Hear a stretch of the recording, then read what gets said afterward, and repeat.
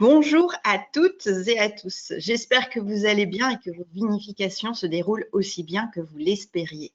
Je me présente, je suis Marion Ivaldi, journaliste spécialisée en vin et je suis heureuse de partager ce webinaire avec vous. Nous sommes ensemble pour un peu plus d'une heure et j'espère que cet échange sera fructueux pour vos activités.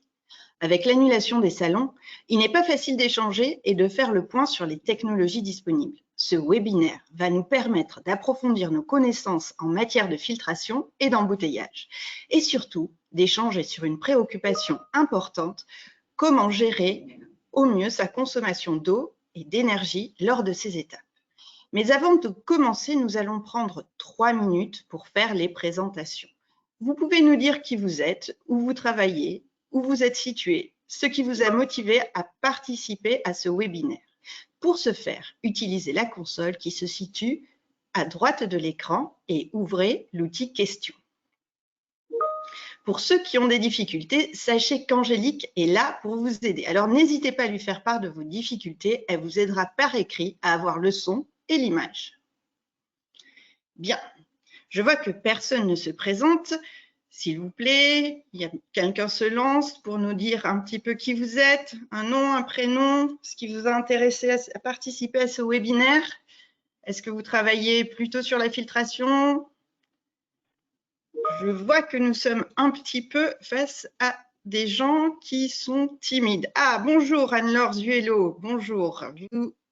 Il y a aussi Dominique Saffon avec nous qui vient du vignoble d'Ombrial. J'imagine, Dominique, que vous êtes responsable de chez. Bonjour Nicolas Bensid de la Société d'Arthès. Bonjour Sébastien Landé, responsable production Veuve en Balle. Bonjour Patrick Vuchot de Smurfit Kappa Bag in Box, vous ne nous êtes pas inconnu. Bonjour Baptiste Andrieux du domaine Famille Perrin. Bonjour Anine Gravelot et Joanne Vauvy.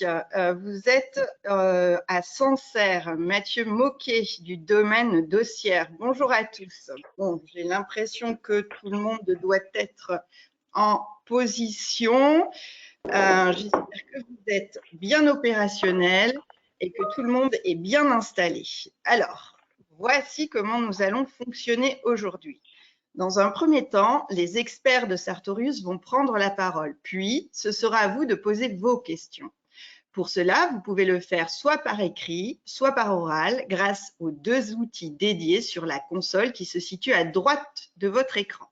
Pour les questions écrites, ouvrez la console. À droite de l'écran, en cliquant sur la flèche, tapez votre question, indiquez éventuellement à qui elle s'adresse et envoyez. Je me chargerai de les poser et éventuellement de regrouper les questions qui portent sur le même sujet. Pour les questions orales, cliquez sur la main. Quand le voyant devient vert, la parole est à vous. Si vous cliquez par erreur sur la main, ce n'est pas grave, mais s'il vous plaît, recliquez dessus pour désactiver la demande. Voilà pour ce qui est de notre mode de fonctionnement aujourd'hui. Ah, je voulais aussi vous dire que vous pourrez télécharger la présentation qui va vous être présentée à la fin du webinaire. Donc, restez bien avec nous jusqu'à la fin pour pouvoir l'obtenir. Alors aujourd'hui, nous sommes en compagnie de 2 intervenants qui travaillent tous 2 chez Sartorius. Bonjour Valérie Thiard. Bonjour. Vous êtes et bonjour Fabrice Seguin, vous êtes en charge du support technique. Vous allez tous les 2 nous expliquer comment réaliser des économies d'eau, d'énergie au cours des étapes de filtration et d'embouteillage. 2 enjeux importants dans un contexte où les marchés attendent des produits toujours plus éco-responsables. Mais avant, Fabrice, quelques mots sur Sartorius? Bonjour à tous, merci d'être présent à ce webinaire. Donc, je suis Fabrice Seguin, support technique depuis 20 ans dans le département Food and Beverage. Donc, Sartorius a été créé en 1970 à Göttingen par M. Sartorius, qui est également l'inventeur de la membrane de filtration en 1920. Sartorius est sur plus de 60 sites dans le monde et on vient juste de passer la barre des 10 000 employés pour un chiffre d'affaires s'approchant des 2 milliards d'euros. Pour aller au cœur du webinaire, je vais laisser la parole à Valérie, notre oenologue, qui va vous présenter un cas concret. Effectivement, Valérie, je crois que vous avez le souvenir d'un client qui avait un problème. Quel était-il? Bonjour à tous. Oui, Marion, j'ai été contactée par un négociant producteur qui faisait face à une situation complexe d'une production démultipliée. Nous sommes régulièrement sollicités pour partager notre expérience en matière de gestion des ressources et des rejets lors de la création ou à la faveur du renouvellement d'une ligne d'embouteillage. Le cas présenté aujourd'hui est celui d'un accroissement de production important. L'ensemble de l'organisation, du chai à la mise en bouteille, a été optimisé afin de tripler la production. Au chai, de nouvelles machines ont été installées, tangentielles, électrodialyse et autres systèmes, afin de répondre aux nouvelles exigences de la production, en plus de la nouvelle palette de filtration et du monobloc. Pour résumer, un investissement dans une ligne d'embouteillage avec une capacité de production multipliée par 3, une station de traitement des rejets devenue trop petite au regard des nouveaux besoins de production, un investissement à venir dans les 2 ans. Il devait être effectivement très inquiet, d'autant que la facture était importante. Quelle a été votre solution? Nous lui avons proposé des solutions permettant de réduire la consommation d'eau affectée au nettoyage et à la stérilisation, à la fois de la palette de filtration et du monobloc rinçage, tirage, bouchage. Dans un premier temps, voici les enjeux qui étaient à relever pour permettre à notre client d'atteindre ses objectifs. Une réduction immédiate des rejets d'eau, sachant que chaque mètre cube rejeté en plus des autorisations est facturé extrêmement cher. Avoir sous contrôle le risque microbiologique, maintenir l'efficacité du nettoyage, répondre à la réglementation, aux normes et aux exigences du type IFS-BRC. Il a fallu être créatif et novateur afin de répondre aux besoins immédiats de notre client. Et alors, quelle a été votre proposition? Notre proposition pour répondre aux économies d'eau correspond à un travail en plusieurs étapes. Dans un premier temps, amélioration des processus de production existants afin de réduire la consommation d'eau de nettoyage et de stérilisation en réduisant les débits nominaux par étape en accord avec le fournisseur du monobloc et en réduisant certains temps de contact. Puis, dans un second temps, réduction du nombre de nettoyages chimiques tout en suivant les contrôles microbiologiques très attentivement et en adaptant selon les saisons. Dans un troisième temps, recyclage et réutilisation des zones de nettoyage et stérilisation. En quatrième point, respect du cahier des charges établi conjointement entre Sartorius et le client quant à la qualité et le respect du produit embouteillé. Par exemple, la stabilité microbiologique, tout ce qui correspondait à la stabilité des couleurs, notamment pour les blancs et les rosés, la stabilité organoleptique avec un respect d'oxygène dissous et autres facteurs. Et enfin, maintien des résultats qualitatifs des nettoyages en réponse au cahier des charges clients, à la réglementation, aux normes et aux exigences. Et alors, au final, quel a été le résultat? Grâce à un travail conjoint entre nos 2 sociétés, le client a été satisfait de notre réponse globale à sa problématique. Le challenge a été gagné pour lui. Merci Valérie pour ce témoignage. Je me tourne vers Fabrice. Nous allons rentrer dans l'aspect technique du sujet. Quelles sont les différentes solutions mises en œuvre au cours de la filtration et de l'embouteillage qui vous permettent de garantir des niveaux aussi importants d'économie d'eau et d'énergie? Merci Valérie. Donc, afin de répondre aux enjeux environnementaux actuels, Sartorius a développé des solutions à travers ses palettes ENEP automatiques. Ces systèmes sont faits à façon de fabrication française en fonction des besoins de chaque client. Nos palettes ENEP vous permettront de réduire les consommations d'eau et de rejet de 60%, d'énergie de 40% lors des différentes phases de nettoyage, dans lesquelles l'intégration du monobloc de tirage est vraiment très importante. Afin de maîtriser au plus près donc, les consommations d'eau et de rejet, nous sommes concentrés sur les étapes de production et de nettoyage. En production, la bonne maîtrise de l'avinage permet de limiter les rejets. Une bonne gestion des niveaux d'écartère et de la pression fluide exercée sont bénéfiques à un colmatage contrôlé et donc à la durée de vie des cartouches et au temps de production. Les cartouches bien utilisées sont plus faciles à nettoyer, mais pour cela, il est impératif d'asservir 3 critères primordiaux. Vous avez la température, le temps et le débit à l'eau utilisé. Le temps et la température associés au contrôle du débit d'eau de nettoyage permet d'utiliser le volume d'eau juste et nécessaire. En effet, ce n'est pas la peine de surconsommer de l'eau pour un résultat de nettoyage identique. Il en va de même pour les produits chimiques, les nettoyages chimiques, qui doivent être maîtrisés en concentration, car un surdosage de produits chimiques implique des volumes d'eau supplémentaires pour que les installations soient correctement rincées. Lors de la phase de régénération à 50 degrés, on utilise un échangeur à plaques permettant de réduire de 50% les besoins en eau à 90 degrés. Et pendant la stérilisation de la palette et du monobloc tireuse rinceuse, nous avons un bouclage des eaux propres de stérilisation via notre nez.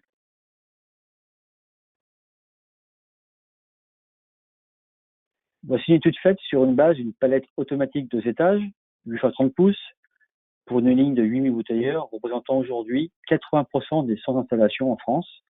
Cette palette ENEP automatique fonctionne sur 2 x 8 heures, 250 jours annuels. Ce système est comparé à un système manuel, industriel, sans NEP. On peut voir que l'on obtient une réduction de 58% des volumes d'eau utilisés, ainsi que 70% d'économie sur l'énergie. Le tout pour un montant valorisé à pratiquement 27 000 euros.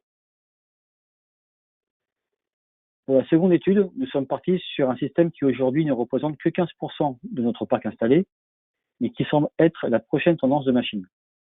Cette palette est une NEP automatique. Cette palette ENEP automatique fonctionne en 1 x 8 heures sur 250 jours.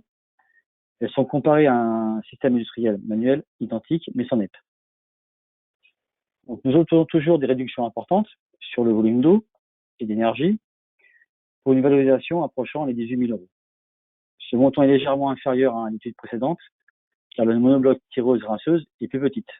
Donc, en effet, le monobloc est le point le plus énergivore de la ligne de production. Sa taille et sa gestion dans le nettoyage sont importants dans le taux d'économie. Ces études sont basées sur des calculs ainsi que sur des valeurs mesurées. En effet, nos palettes permettent d'enregistrer des volumes effectués en production. Donc, on peut mémoriser le volume production totale et journalier, comme vous l'avez sur l'écran de gauche. On peut également mémoriser les volumes par carter-vin, donc sur l'écran central. Et également, on peut mémoriser les volumes d'eau à 20 degrés, 50 degrés et 80 degrés utilisés lors des différentes phases de nettoyage et également de production.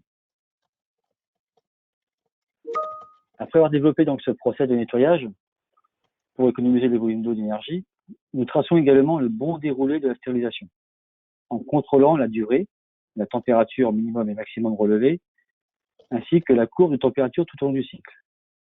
Pour valider l'ensemble du nettoyage, un test d'intégrité des cartouches est effectué et nous y enregistrons la date lors de test, la durée de test et la pression de test, la chute de pression maximale autorisée et la conformité du test. Les résultats sont visualisés à l'écran de la palette et enregistrés bien sûr, et on en a un critère d'acceptation pour le test d'intégrité qui est conforme, positif, avec un surlignement vert ou en rouge lorsque le test est non conforme. Nous avons également d'autres demandes concernant le tri des eaux de nettoyage, qui par la suite ont été utilisées pour le nettoyage de lignes de production, pour des sols, pour le nettoyage du chai ou pour l'arrosage de la végétation du site. Ce tri des eaux s'effectue sur l'ensemble des étapes de nettoyage, de la palette et de la tireuse. Donc on a un ensemble de vannes qui permettent de sélectionner les eaux propres et moins propres et qui vont sur des cuves clients. Maintenant, nous allons laisser la parole à M. Delavre, directeur de production des Sandons, coopérative en Provence et utilisateur de 3 systèmes automatiques Sartorius.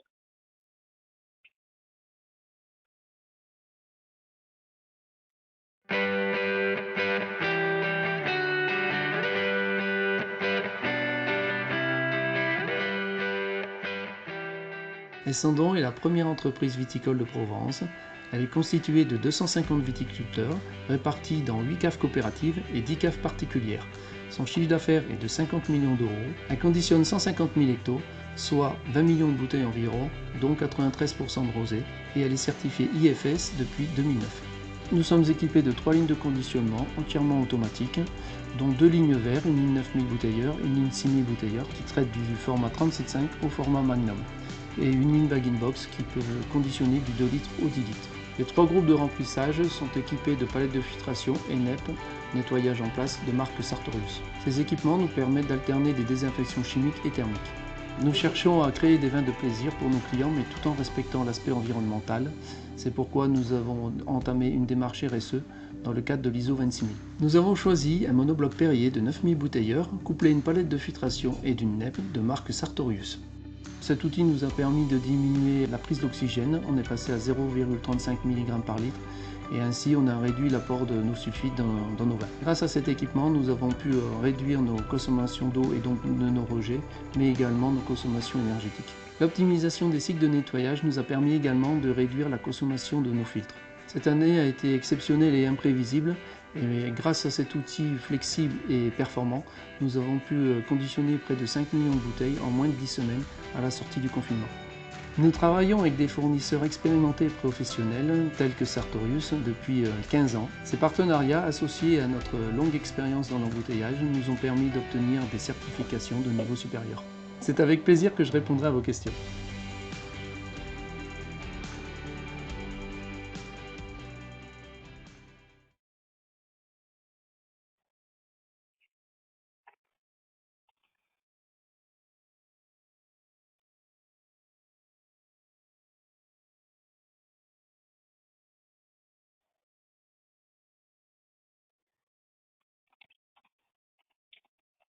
Bien, je pense qu'on a un petit souci technique avec la vidéo. On va basculer sur le PowerPoint peut-être, Angélique?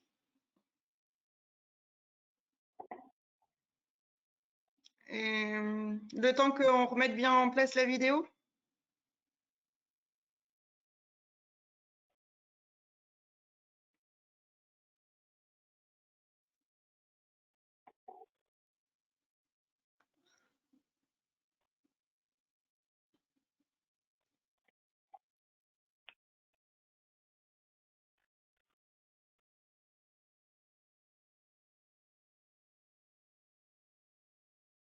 Donc, je reprends la parole.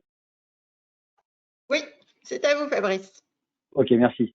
Bon, excusez-nous pour ce petit problème de direct. Donc, nos systèmes sont également éligibles aux différents critères que l'on retrouve dans les aides que vous pouvez avoir via les organismes tels que France Agrimaire, les agences de l'eau locale, et ainsi que BPI France.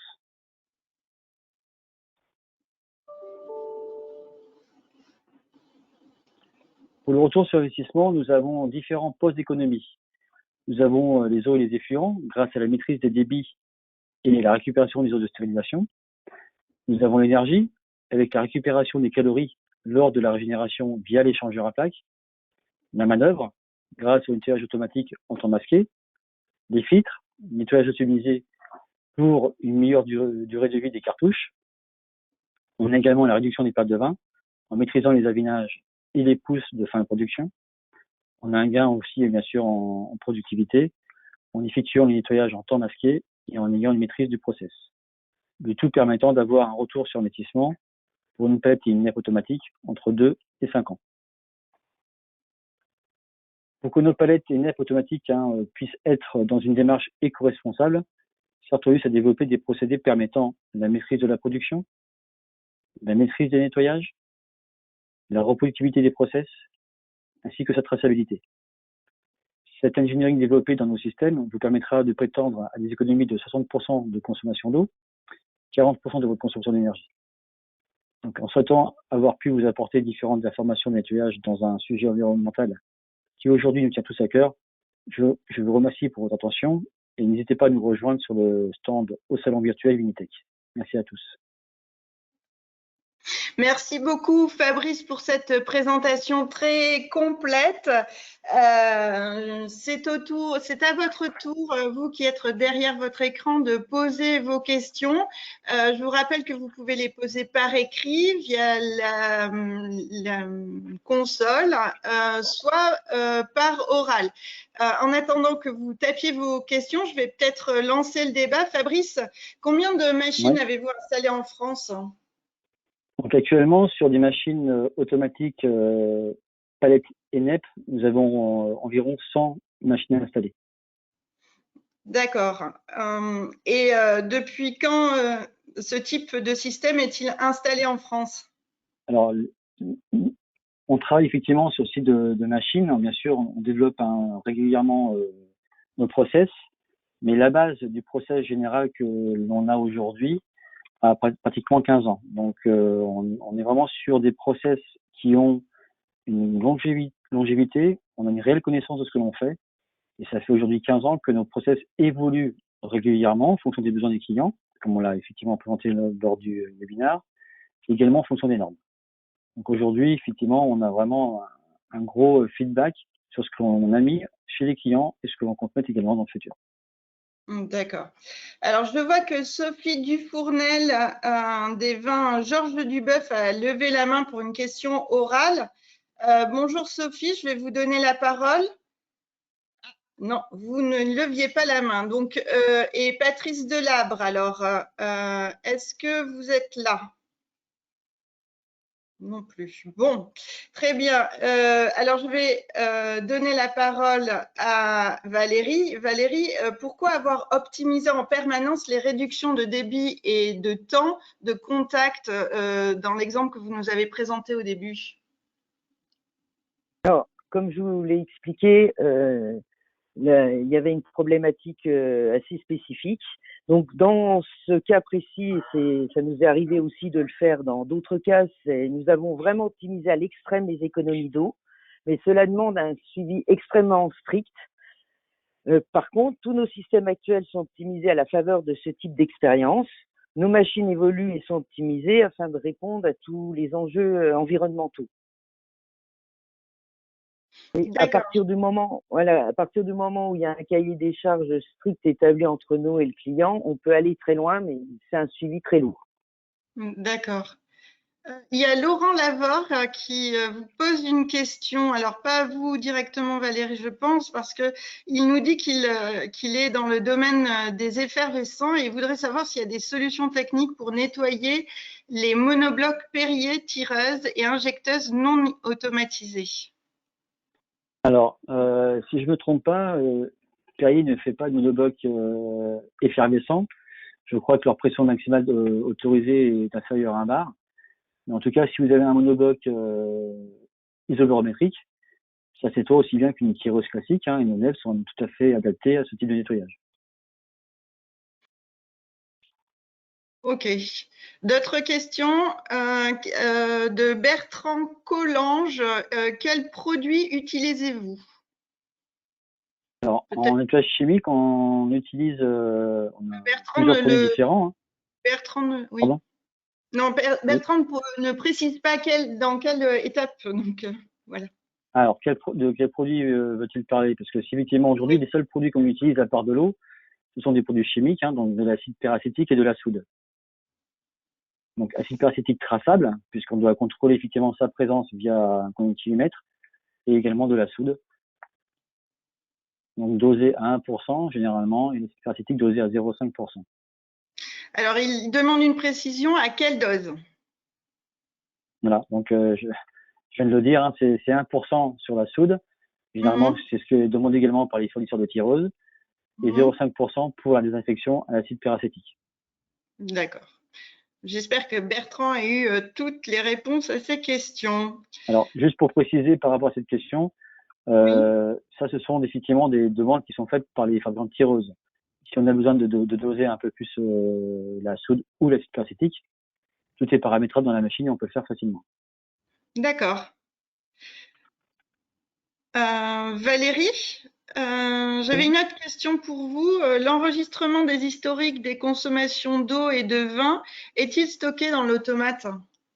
Alors, vous avez effectivement les volumes globaux qui sont enregistrés au fil de l'eau et vous pouvez aussi sélectionner soit par exemple à chaque changement de filtre ou pour une journée particulière les compteurs et vous aurez un résultat sur les volumes passés. Ok, La réponse est oui. Et oui, donc. Une question de Guillaume Morel. Quel est le média filtrant le plus facilement régénérable? Polypro, PES? Une question pour l'ensemble des médias. Alors, l'ensemble des médias, après Valérie, tu pourras, je vais juste commencer, après Valérie, tu pourras finir si tu le souhaites. Mais effectivement, aujourd'hui, on a du Polypro et du PS, et les deux sont nettoyables aussi facilement. Hein. C'est pas un problème. Alors effectivement, ils répondent à toutes les normes, notamment de migration et donc de non-migration de produits. Ils répondent très bien à la fois au nettoyage thermique et à la fois, ils ont une compatibilité chimique extrêmement large qui sont indiquées dans nos guides de validation, que ce soit pour le polyéthersulfone ou pour le polypropylène. Guillaume Là où, Morel, alors excusez-moi, juste pour une précision, c'est pas vraiment le média qui est important, c'est surtout le type de cartouche, entre des cartouches profondeur et plissées. Il y a là, par contre, les nettoyages sont différents. d'accord. Guillaume Morel demande si ça fonctionne même à contre-courant. Oui, Pour les préfiltres, oui, sans aucun souci. oui, pour les préfiltres, pour les cartouches non testables. D'accord. Une question de Jonathan Gublin qui s'interroge sur la durée de vie d'un filtre, de l'eau et du vin. Alors, ça va être très variable en fonction de votre qualité d'eau, dans un premier temps. Donc, quand on fait des installations, on pratique différentes analyses afin de préparer l'eau au mieux pour avoir une qualité d'eau qui soit optimale pour la bonne nettoyabilité et des systèmes et des cartouches. Donc, puisque si on nettoie avec de l'eau sale, on va salir les systèmes et pas les nettoyer correctement. Donc, dans une qualité d'eau propre, on va changer tous les 6 mois en moyenne les cartouches d'eau. Et le vin, ça va dépendre effectivement de votre préparation des vins en amont. Et on va adapter de toute façon les seuils à vos besoins et aux besoins de vos propres clients. Donc ça, c'est défini au cas par cas. Ok. Merci pour cette réponse complète. Je fais appel à votre intérêt. Posez vos questions. Vous avez 2 experts de la filtration et de l'embouteillage pour vous en ce moment. N'hésitez pas à poser toutes les questions. Elles sont toutes intéressantes. J'ai une autre question pour vous, Valérie. Les tests d'intégrité sont-ils archivés dans l'automate? Alors, en fonction de ce qui va être choisi par le client, on a soit des tests d'intégrité qui sont imprimables sur papier et qui sont réimprimables si besoin, ou de plus en plus, pour un souci de traçabilité, les fichiers sont envoyés en PDF, donc vous les avez en archivage ad vitam aeternam. D'accord. Ah, une question de Benjamin Massy.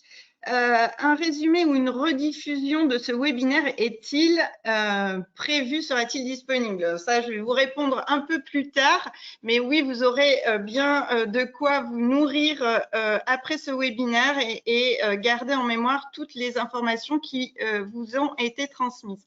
Alors, Inès Bertrand demande... Inès, j'ai perdu votre question. Excusez-moi. Inès Bertrand, donc, pourrions-nous avoir plus de précisions sur la réduction de la consommation d'énergie, la récupération des calories en particulier? En fait, la réduction des calories se fait essentiellement lors des phases de régénération. Donc, la régénération se fait environ à 50 degrés. On peut être à 52, 53, mais on va dire 50 degrés. Et donc, nous avons un mitigeur qui permet de mélanger l'eau froide et l'eau à 90 degrés. Donc, vous avez de l'eau à 50 degrés en sortant du mitigeur. On envoie cette eau chaude sur les filtres à régénérer. Ce qui sort des filtres est chaud mais sale. Donc, on ne peut pas s'en servir à part récupérer les calories. Donc, en fait, on a un échangeur qui va donc échanger les calories entre l'eau sale mais chaude, l'eau froide qui passe de l'autre côté de la plaque de l'échangeur. Donc, l'eau froide rentre dans l'échangeur, ressort à environ 35 degrés. Donc, le mitigeur ne boit pas d'eau froide, il boit de l'eau tiède. Donc, qu'est-ce qu'il va faire? Il va naturellement réduire sa consommation d'eau à 90 de moitié pour produire de l'eau à 50 degrés. J'espère avoir été assez clair, mais c'est uniquement en récupérant la chaleur d'une eau sale. On préchauffe l'eau froide qui rentre dans le mitigeur, donc le mitigeur prend moins d'eau à 90 pour fournir de l'eau à 50 degrés en sortie, tout simplement. D'accord, ça me semble clair. Dominique Staffon pose une question sur le prix catalogue d'une solution de NEP pour une chaîne de 3 à 4 000 bouteilles par heure. Vous pourriez lui donner un ordre d'idée? Il existe, alors on ne pourra pas donner de montant comme ça tarifaire parce que, comme je l'ai dit en introduction, tout est fait sur mesure en fonction de chaque besoin des clients. Donc, en fonction des lignes, en fonction du degré d'automatisme que le client veut avoir, en fonction de ce qu'il veut avoir également comme option, c'est sûr que c'est pas les mêmes prix. D'accord. Si ce monsieur-là veut se rapprocher de nous, on se fera un plaisir de lui faire un chiffrage s'il le souhaite. D'accord. Benjamin Azara s'interroge sur des améliorations en cours sur les nappes pour la diminution de la consommation d'eau. En fait, il demande, voilà, est-ce qu'on peut s'attendre à de nouvelles innovations en la matière dans les années qui viennent? Alors, ça va dépendre, bien sûr, de la technologie que vont nous donner les différents fournisseurs d'échangeurs ou de résistance ou de brûleurs, parce que c'est eux qui sont consommateurs. Ensuite, on travaille sur certains process qu'on ne peut pas encore parler aujourd'hui, parce que c'est pas encore validé. Mais oui, on travaille sur des voies d'amélioration, comme on le fait depuis 15 ans. D'accord. Donc, il faudra attendre un peu pour voir. On va attendre un peu, et puis M. Azara peut me contacter pour savoir ce qu'on peut faire ensemble. Vous nous faites un peu de teasing. Baptiste Leguet nous témoigne, il explique qu'il rince des flacons vides destinés à être tirés de champagne. Si l'eau de rinçage est chargée en métaux lourds, par exemple en plomb, les filtres sont suffisamment dimensionnés pour filtrer l'eau et la rendre apte à l'utilisation alimentaire. Alors, tout dépend ce que ouais. Vas-y. Oui, donc effectivement, de la même manière, on va faire une analyse de l'eau initiale et on peut être amené à proposer des solutions que nous ne commercialisons pas pour pouvoir réduire si, par exemple, des tours d'oxydation pour certains métaux, ça ne fait pas partie de nos fournitures, mais ça peut être obligatoire sur certains systèmes. Après, ça peut être, il y a des tas de solutions qui existent. Il faut regarder attentivement quelle est votre qualité d'eau, comment elle évolue au cours de l'année pour pouvoir s'adapter. Mais on trouve toujours des solutions, quelle que soit la qualité d'eau initiale. On a toujours une très bonne qualité d'eau en finale, avec la répétabilité de changement dont je vous ai parlé tout à l'heure, tous les 3 ou 6 mois, voire un peu plus en fonction de l'utilisation de vos systèmes. Fabrice, vous vouliez peut-être compléter? Oui, je vais légèrement compléter, mais voilà, aujourd'hui, il y a plusieurs technologies qui existent par rapport à ça. Je sais qu'il y a des projets actuellement en Champagne sur le rinçage des flacons. Et il faut faire une analyse des eaux qui sortent du rinçage de bouteilles. Aujourd'hui, il y a une technologie qui marche vraiment très très bien. C'est le dioxyde de chlore. Filtration et dioxyde de chlore. D'accord. Guillaume Morel a une question pour vous, Fabrice, je pense, une question assez technique. Il explique que dans son chai, il consomme beaucoup de cartouches de 1 micromètre et ils ont un pré-filtre à 3 micros en polypro. Est-ce que c'est suffisant ou est-ce qu'il y a une alternative? Est-ce qu'il doit se tourner vers des cartouches inox? C'est toujours le problème. Après, Valérie va compléter parce que c'est vraiment sa part de logique qui va rentrer une de compte. Et Oui. si vous avez des vins qui sont chargés, il faut effectivement faire ce qu'on appelle des analyses de chromatage ou des essais en laboratoire de filtration pour qu'on trouve la meilleure séquence. Mais tout dépend de ce que vous voulez faire. Si vous avez les cartouches, essentiellement, sont là pour vous permettre d'avoir des vins prémises ou légèrement, presque vraiment filtrés ou clarifiés. Et ça ne va pas remplacer un tendanciel ni un caissier de gure. Je confirme, effectivement. Tout à fait. C'est en fonction du vin que vous allez apporter, on va pouvoir regarder ce qui est faisable, sachant qu'il existe d'autres technologies chez nous en remplacement de préparation et de clarification au chai qui permettent d'apporter un vin dans les bonnes conditions pour la mise en bouteille. Sachant que quand on arrive à la mise en bouteille, on est normalement sur des vins dits prémises et donc qui sont préparés à être filtrés sur des seuils extrêmement fins, puisqu'on va jusqu'à la rétention de germes. Par contre, effectivement, si vous avez des colmatages, ça veut dire que vous retenez. Donc à ce moment-là, il faut regarder plus en amont comment vous pouvez préparer vos vins, ou si vous avez la nécessité d'aller sur un seuil de coupure aussi fin. Également, juste pour finir, excuse-moi Valérie, par rapport aux cartouches inox, hein. Les cartouches inox on est vraiment des très très petites surfaces de filtration.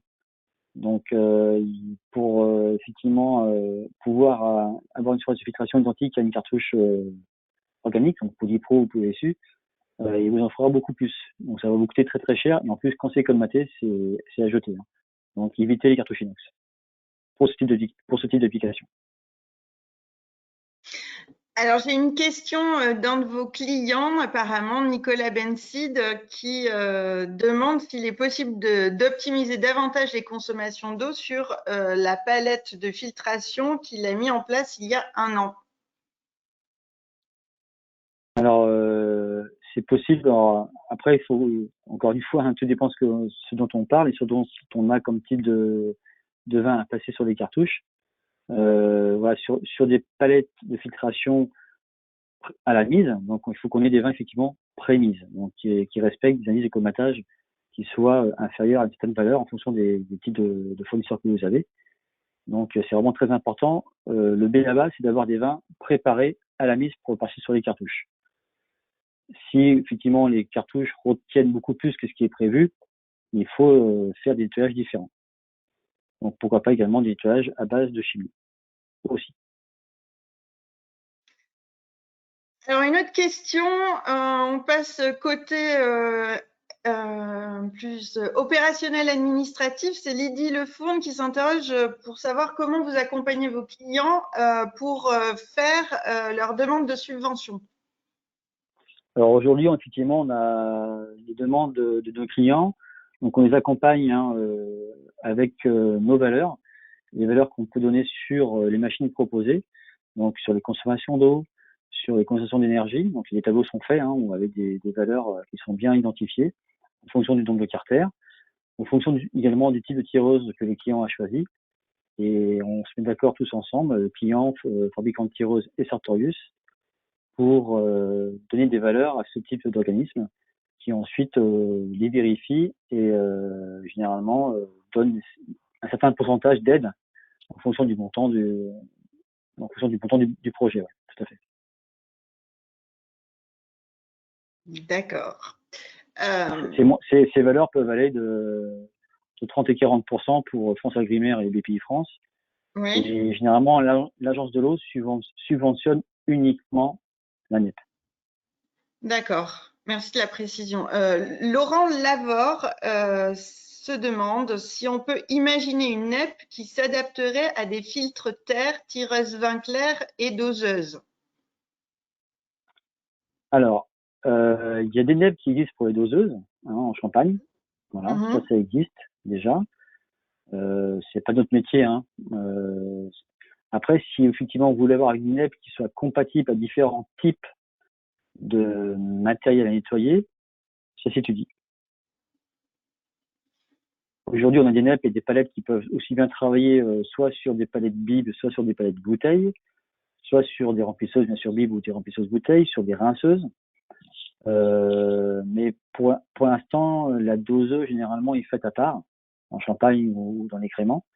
Mais après, si effectivement le client veut avoir une NEP, et en tout cas, il faudrait que la NEP puisse travailler de façon séquencée dans l'année ou dans la semaine.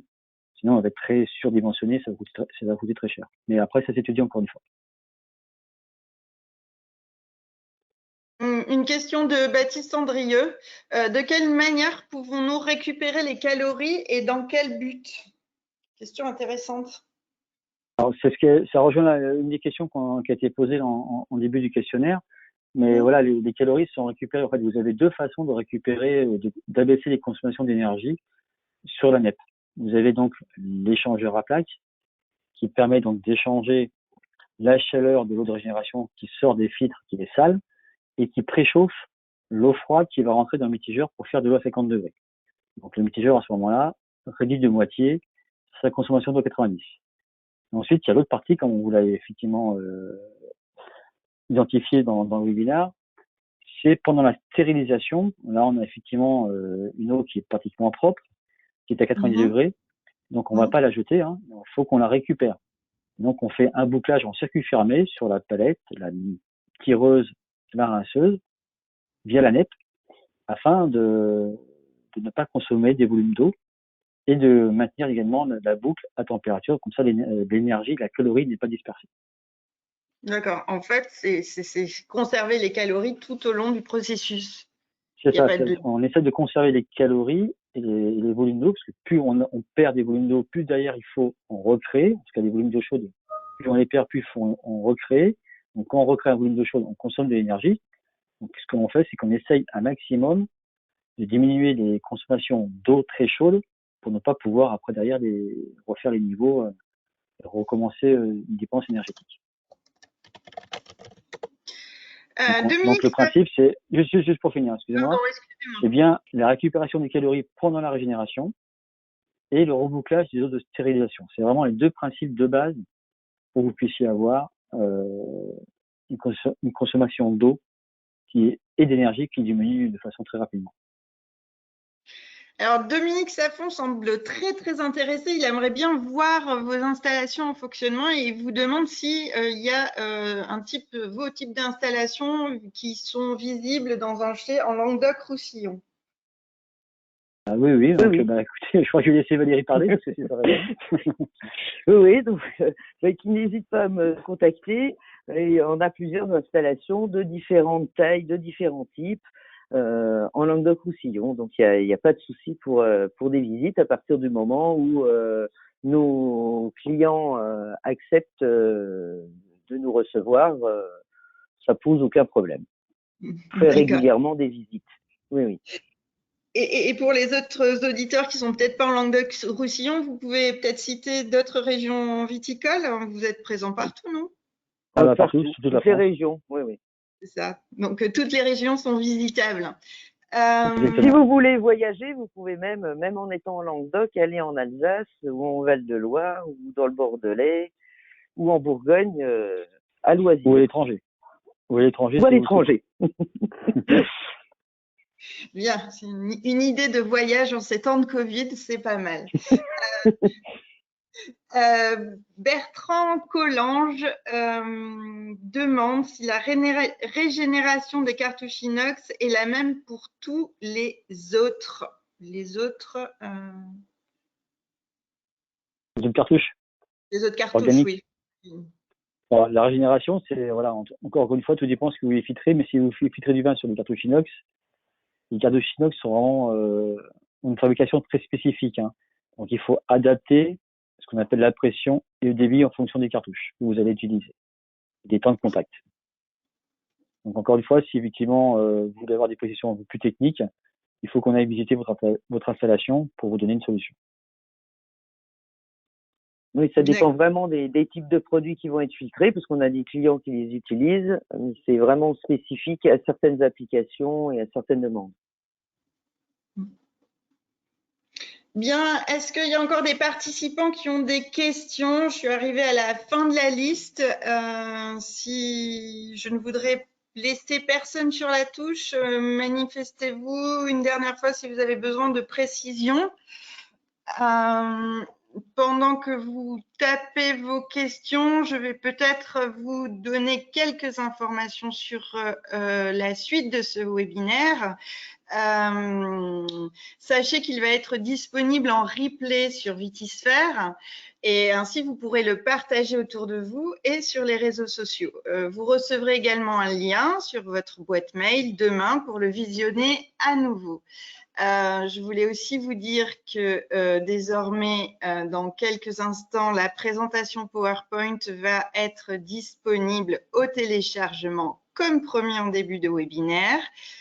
Je vais vérifier s'il y a d'autres questions. Ah oui, il me semble que Anneline Gravelot nous pose une question sur la palette de filtration Sartorius. Est-ce qu'elle est compatible avec un monobloc et une NEP d'une autre marque? Alors, elle est compatible avec n'importe quel monobloc. Après, tout dépend de ce que vous appelez NEP. Aujourd'hui, il faut faire attention à ce qu'on appelle NEP. Si effectivement vous avez déjà une production d'eau chaude et d'eau à 50 degrés, oui, bien sûr, c'est compatible et on peut s'adapter. D'accord. Guillaume Morel demande si vous avez des idées sur les enzymes de décolmatage. Alors Valérie, je te laisse parler, après Oui. je pourrais compléter si tu veux. Oui, tout à fait. Nous avons des idées. On travaille en collaboration avec des fournisseurs d'enzymes et nous faisons régulièrement des essais avec nos clients. J'en ai un qui est prévu la semaine prochaine sur des très très grosses cartouches. Donc oui, on travaille de concert avec les fournisseurs de ces produits qui ont besoin de notre retour terrain pour connaître exactement les bons dosages et les bonnes conditions d'utilisation. Guillaume Morel demande aussi quels sont les fournisseurs d'enzymes. Comme ça, là, tout de suite, après, bon, j'ai pas en tête. Guillaume, peut-être que vous pourrez en discuter plus tard avec Valérie, à un autre moment, soit par mail, soit lors d'une rencontre, pour aller sur ce type de questions très techniques. Guillaume, c'est tout ce que je vois. Donc, je pense qu'on arrive à la toute fin des questions. Merci Valérie, merci à vous tous, merci Fabrice. Vous avez été très nombreux à poser des questions et ça fait toujours plaisir de voir autant de questions parce que on sent votre intérêt pour le sujet qu'on vous a proposé aujourd'hui. J'espère que ce webinaire a compléter et renforcer vos connaissances dans les techniques de filtration et d'embouteillage. Voilà, c'est le moment de nous séparer encore. Merci à vous tous. Prenez soin de vous, de vos proches et surtout, bonne vinif.